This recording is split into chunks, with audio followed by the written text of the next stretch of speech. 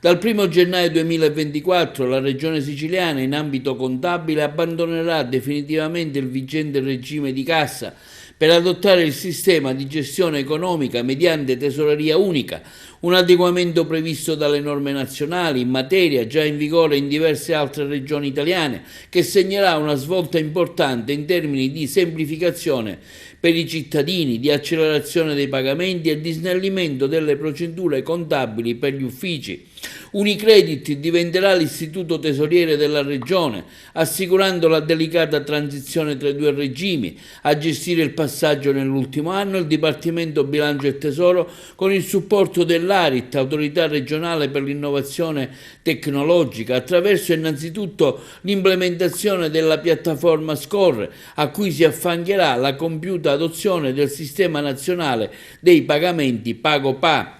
Nel dettaglio, il nuovo sistema di tesoreria unica consentirà alla Regione di gestire direttamente le proprie disposizioni bancarie attraverso il sistema SCORE, in raccordo con Unicredit. Ne deriva un netto snellimento delle procedure di pagamento e di incasso a vantaggio sia del cittadino che dell'organizzazione amministrativa della Ragioneria Centrale della Regione e dei vari dipartimenti regionali. Viene così semplificata e automatizzata la riconciliazione contabile dei pagamenti finora lavorati e impuntati singolarmente, abolendo il quietanzometro e il cartaceo, facilitando anche la differenziazione tra i flussi del conto di tesoreria erario e del conto tesoreria sanità. Il passaggio alla tesoreria unica e l'adozione del sistema PagoPA consentirà quindi di agganciare in maniera immediata debitore e pagamento.